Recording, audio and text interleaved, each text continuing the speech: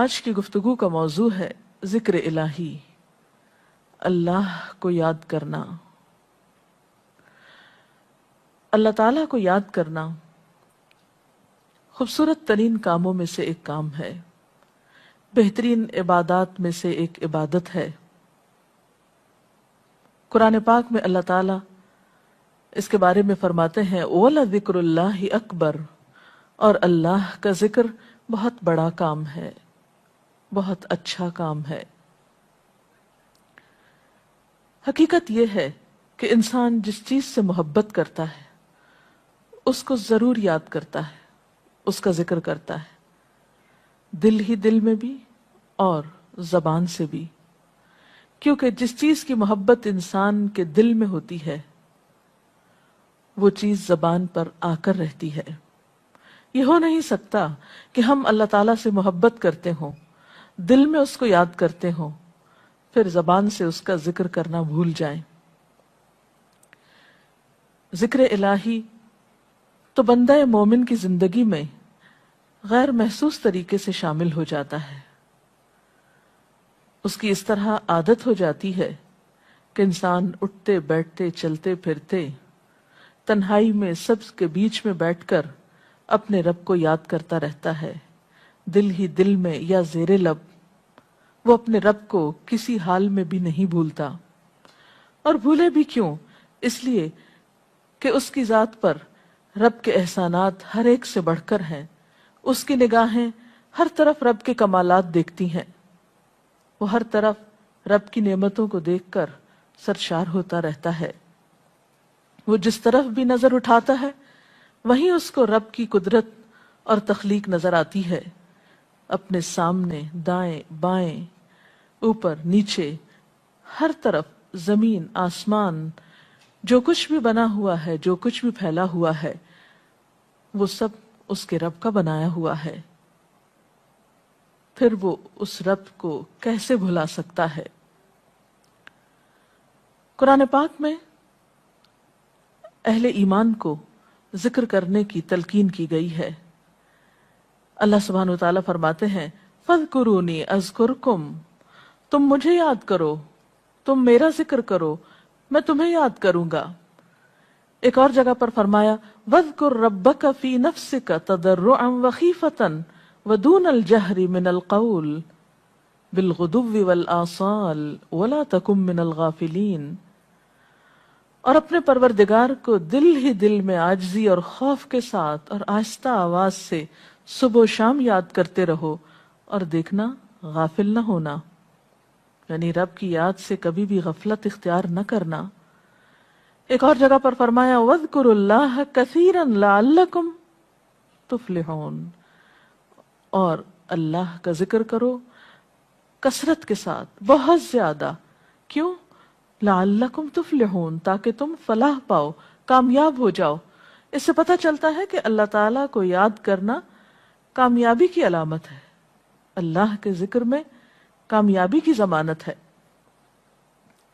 مومن مردوں اور عورتوں کی صفت قرآن پاک میں یہی بیان کی گئی ہے کہ وہ بہت زیادہ اللہ کا ذکر کرنے والے ہوتے ہیں۔ سورۃ الاحزاب میں آتا ہے وَالذَّاكِرِينَ اللَّهَ كَثِيرًا وَالذَّاكِرَاتِ، اور اللہ کا ذکر کرنے والے مرد اور اللہ کا ذکر کرنے والی عورتیں جو کثرت سے اللہ کا ذکر کرتی ہیں۔ کثیراً اعد اللہ لہم مغفرۃ واجرا عظیما، اللہ نے ان کے لیے بخشش اور بہت بڑے اجر کا وعدہ کر رکھا ہے۔ اور پھر یہ کہ ذکر کرنے کے لیے کوئی خاص وقت مقرر نہیں، انسان ہر حال میں ذکر کر سکتا ہے، ہر وقت میں ذکر کر سکتا ہے۔ نبی صلی اللہ علیہ وسلم کے بارے میں آتا ہے کان یذکر اللہ فی کل احیانہ، آپ ہر وقت میں، یعنی ہر قسم کے وقت میں، یعنی دن میں یا رات میں، صبح میں یا شام میں اللہ کا ذکر کیا کرتے تھے۔ حدیث پاک میں آتا ہے، حضرت ابو موسیٰ اشعری سے روایت ہے مثل الذی یذکر ربہ والذی لا یذکرہ مثل الحی والمیت، رواہ البخاری۔ آپ صلی اللہ علیہ وسلم نے فرمایا اس شخص کی مثال جو اپنے رب کا ذکر کرتا ہے زندہ انسان کی طرح ہے، اور اس کی مثال جو اپنے رب کا ذکر نہیں کرتا مردہ شخص کی طرح ہے۔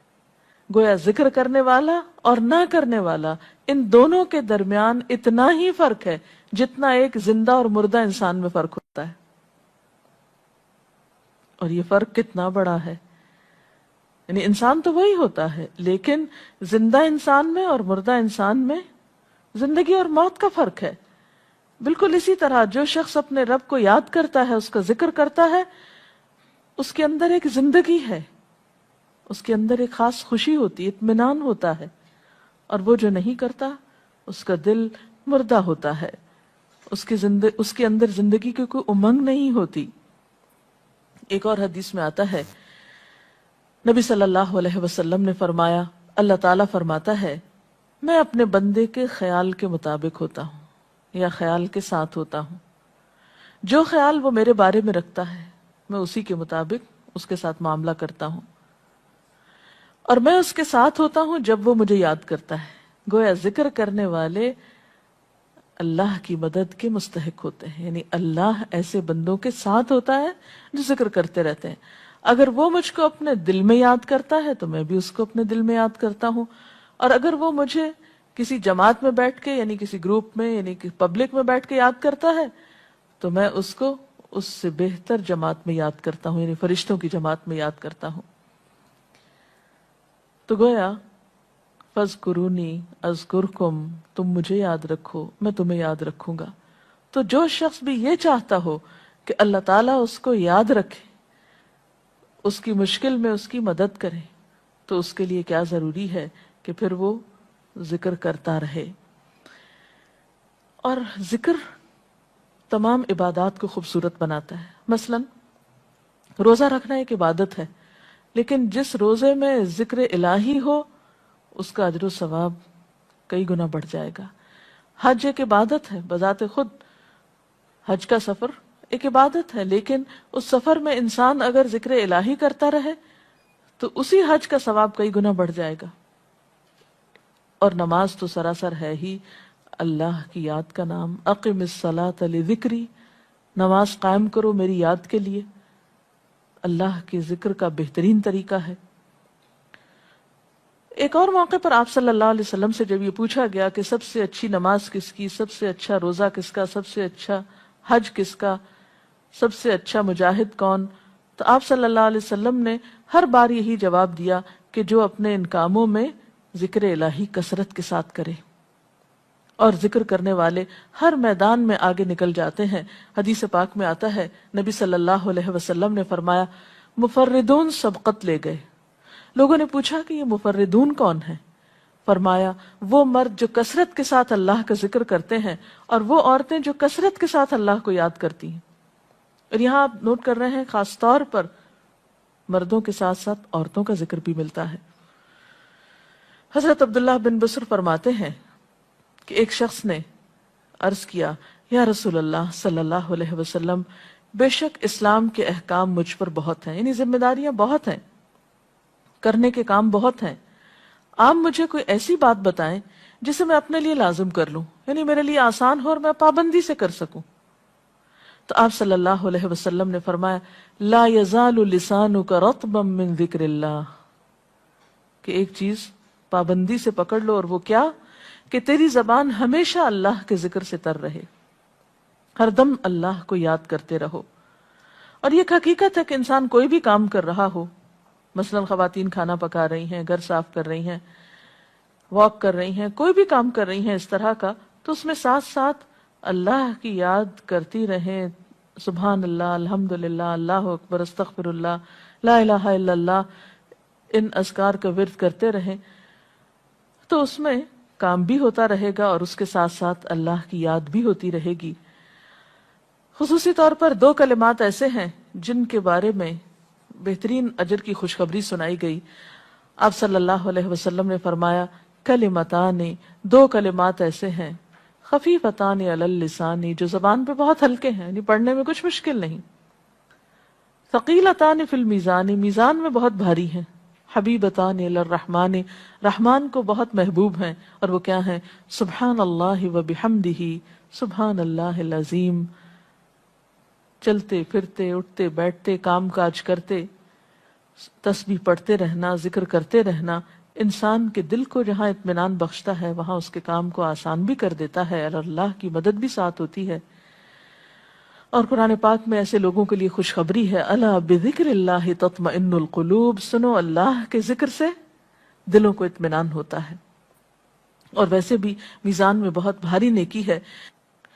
ایک حدیث میں آتا ہے کہ رسول اللہ صلی اللہ علیہ وسلم نے لوگوں سے پوچھا، کیا میں تمہیں نہ بتاؤں کہ تمہارے اعمال میں سب سے اچھا عمل، سب سے پاکیزہ اور تمہارے درجات کو سب سے زیادہ بڑھانے والا اور جو تمہارے لیے سونے چاندی کے خرچ کرنے سے زیادہ بہتر ہو، اور اس سے بھی بہتر ہو کہ تم اپنے دشمنوں سے ملو، ان کی گردنیں تم مارو اور وہ تمہاری گردنیں مارے، تو کیا ایسا عمل نہ تمہیں بتاؤں؟ صحابہ نے عرض کیا، ضرور یا رسول اللہ صلی اللہ علیہ وسلم، ہمیں ایسا عمل بتائیے. تو آپ نے فرمایا وہ اللہ کا ذکر ہے.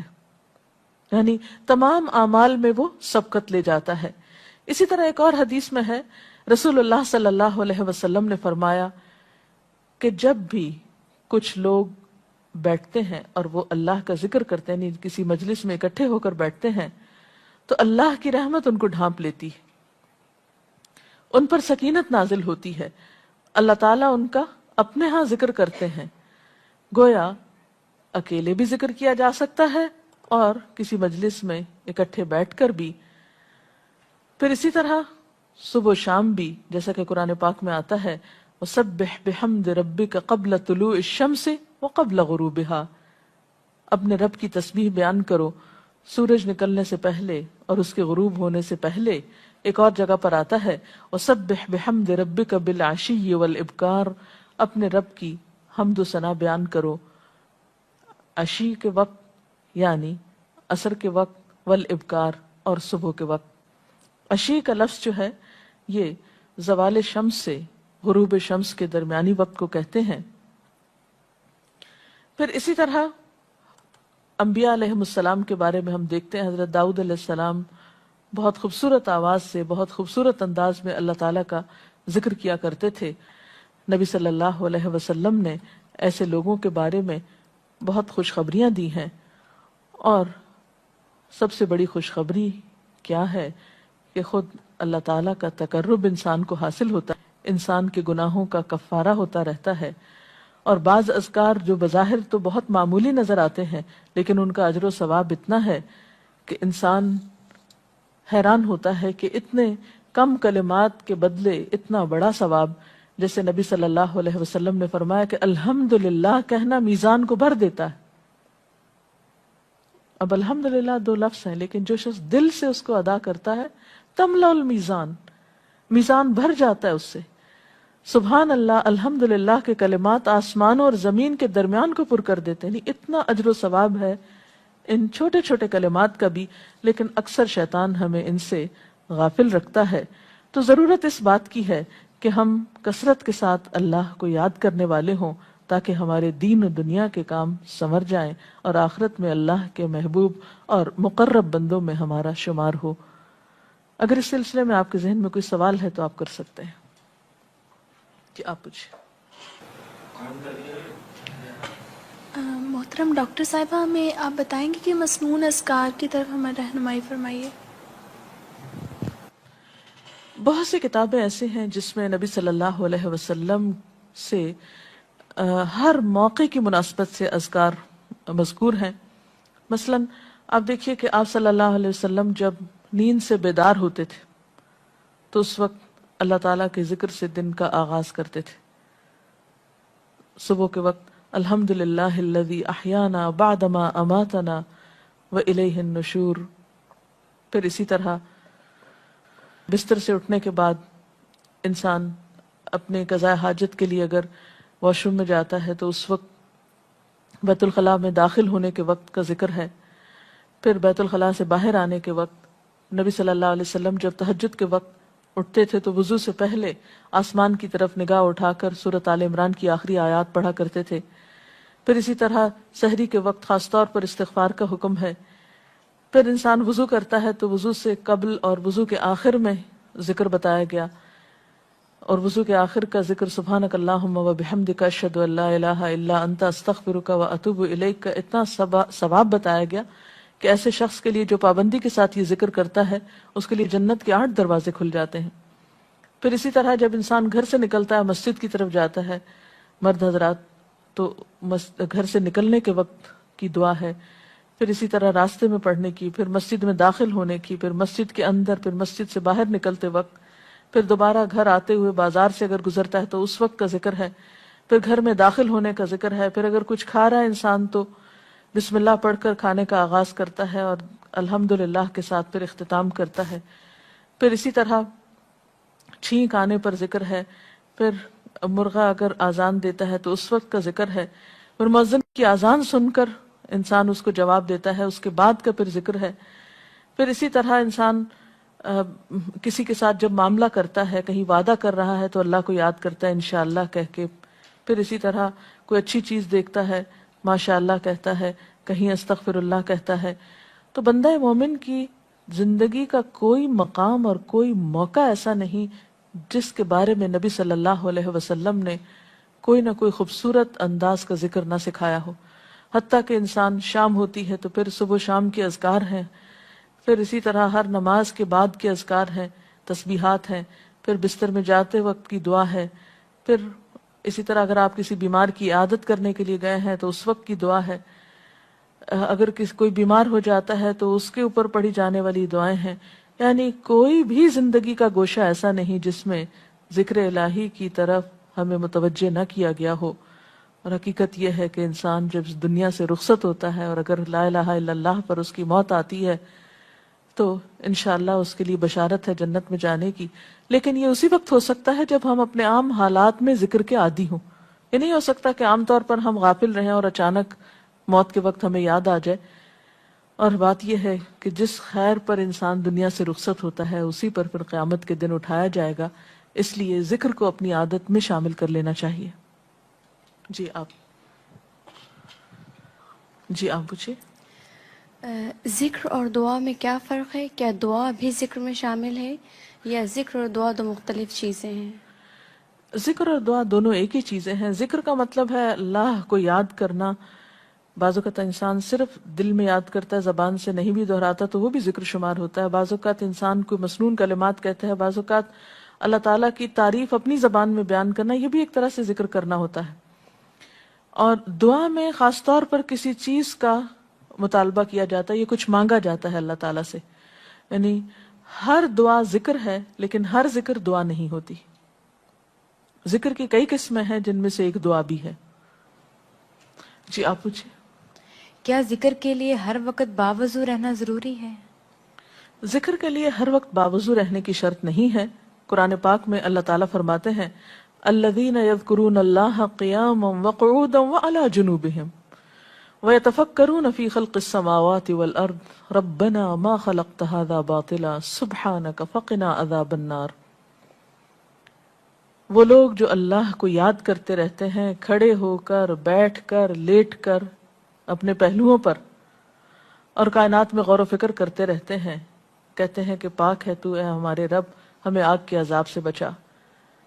تو اس سے یہ پتہ چلتا ہے کہ انسان بیٹھ کر، چلتے پھرتے اور لیٹ کر بھی اللہ کو یاد کر سکتا ہے۔ اب لیٹنے کی حالت ایسی جس میں سونا بھی شامل ہے، تو سوتے ہوئے اگر انسان ڈر جائے یا کوئی برا خواب ہے تو اس وقت بھی ذکر کرنا، مسنون ذکر موجود ہے۔